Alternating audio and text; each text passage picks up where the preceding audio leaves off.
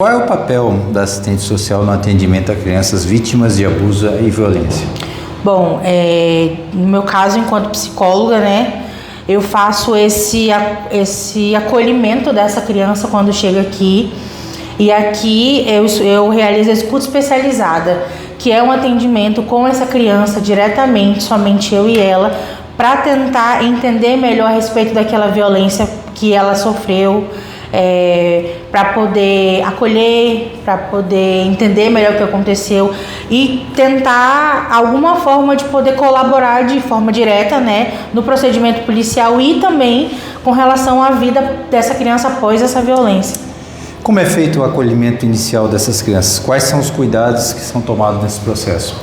Bom, é muito importante que a gente respeite, eu acho que o distanciamento físico principalmente, então as crianças que chegam aqui, eventualmente todas passaram por algum tipo de violência, então é importante trazer a criança para a sala, deixar com que ela conheça o espaço, que ela sente onde ela se sentir à vontade para sentar, e para que ela entenda que esse lugar aqui é um lugar de segurança para a partir daí a gente começar a acolher as possíveis informações que elas trazem para mim de forma espontânea. Eu sempre digo, inclusive em todas as palestras, né, que eu participei ou que participo, que a gente precisa sempre ficar atento a mudanças bruscas no comportamento das nossas crianças. Então, se você tem uma criança que é muito comunicativa e de repente por algum momento essa criança passa a ficar mais silenciosa, se essa criança passa a se retrair, não quer mais contato com outras pessoas ou até mesmo outras crianças, a queda no rendimento escolar é sempre uma das principais situações que a gente pode observar. Então, aquela criança que não se expressa mais em sala de aula, que a nota diminui assim de forma muito abrupta, sem nenhum motivo aparente. Choros, você pega essa criança chorando e você tenta conversar com ela para tentar entender o motivo daquele choro e aparentemente não existe um motivo. Então essas oscilações, né, desse humor, desse comportamento da criança são importantes para que a gente comece a avaliar e perceber que aquilo ali não é um comportamento comum de criança, né?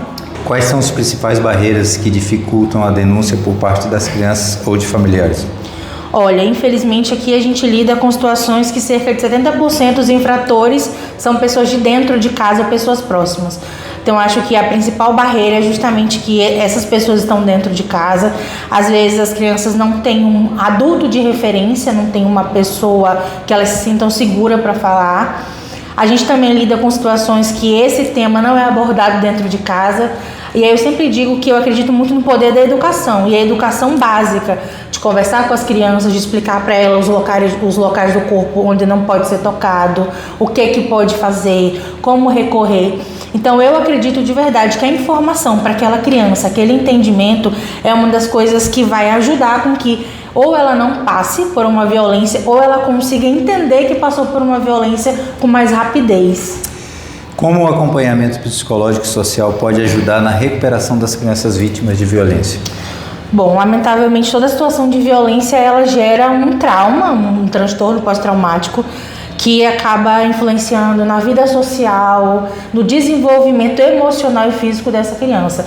Então o acompanhamento ele vai buscar trabalhar esses traumas. E aí eu sempre inclusive digo para as crianças que eu atendo, você não vai passar pelo acompanhamento psicológico e toda semana ter que reviver aquela dor e ter que contar sempre dessa violência, mas esse acompanhamento vai te ajudar a lidar com os sintomas, com os sentimentos que vêm a partir disso. Então é muito natural que a criança se torne mais desconfiada, que não queira contato físico, que não queira abraço, que não queira proximidade com adultos. E esses comportamentos, eles vão ser trabalhados na terapia e a gente vai fazer com que a criança vai tentar que ela dissocie, né? Que ela não acredite que toda pessoa que vai aproximá-la vai praticar algum tipo de violência. Então, é começar a entender esses traumas, esses processos e tentar organizar junto com a criança, né, da cabecinha dela, como ela pode entender, diferenciar esses toques e também para que ela tenha a partir daí uma vida saudável, porque depois de um processo traumático, há vários comportamentos que aparecem. E esses comportamentos, eles vão atravessar essa criança diretamente no convívio social, então se torna uma criança insegura, que de repente não vai mais querer ter contato, não vai querer conversar com as pessoas, pode voltar a passar por algum tipo de violência e não conseguir verbalizar. Então toda essa segurança, todo esse sentimento, todas essas dúvidas, elas são trabalhadas dentro de um processo de acompanhamento psicológico, justamente para poder fomentar nessa criança essa segurança. Eu também acredito que ela se sentindo segura, sabendo que tem alguém para conversar, um lugar de confiança, uma referência, vai fazer com que ela se aproxime mais, né? Com que ela consiga reorganizar, se sentir mais à vontade e voltar a ter um cotidiano um pouco mais normal, digamos assim, depois de ter passado por uma violência. Como você, como profissional, consegue deixar essa carga pesada do trabalho e ir para casa? Olha, fazer terapia, porque eu faço terapia, sou psicóloga, faço um acompanhamento psicológico e os meus amigos, inclusive, sempre me perguntam isso, né? Como é que eu consigo? Eu saio de casa todo dia entendendo que o que eu vou fazer é o meu máximo e é o meu trabalho. E eu entendo a importância de estar aqui. Então eu penso assim, eu estou aqui e eu vou dar um acolhimento para essa criança diferenciado. Então mesmo que seja pesado, mesmo que sejam coisas horríveis que eu escuto, coisas pesadíssimas, então uma diferença entre se ler uma situação e ouvir essa situação. Eu sou quem ouço. Mas eu também entendo o quanto é importante estar aqui, o quanto é importante fazer com que aquela criança se sinta segura. Então, acho que esse sentimento de, nossa, que bom que tem esse trabalho aqui, meio que alivia meu coração, digamos, né? Então, eu saio daqui pensando, poxa, eu fiz o meu dever. Aquelas crianças que eu acolhi, eu dei as informações que eu podia, eu fiz tudo o que eu podia para tentar ir aliviando ao longo, né, da vida no contexto geral, e a terapia para lidar com aquilo que tocou de uma forma que me atravessou de uma forma mais pessoal, até porque eu sou um ser humano, né, e uma mulher, e a maioria das crianças que passam aqui são meninas, então poderiam ser minhas filhas, minhas primas, minhas irmãs, enfim.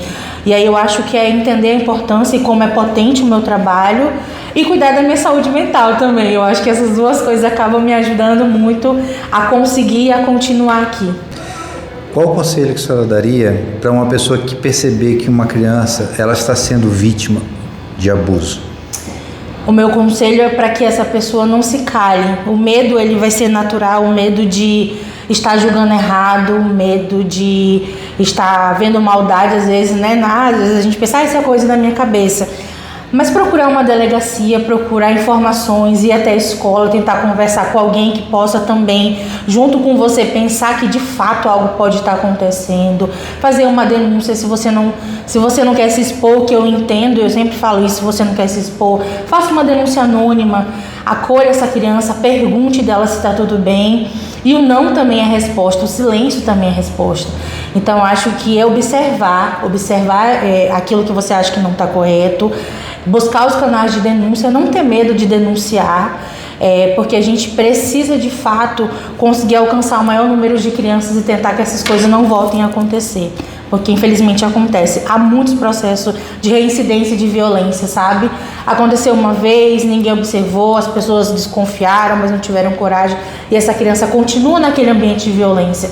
Então o conselho é não ter medo, denuncie, busque alguém, chame essa criança, tente protegê-la, acione a polícia, busque um lugar que você acha também que pode te assegurar e te ajudar nessa busca ativa de uma informação correta sobre aquele fato.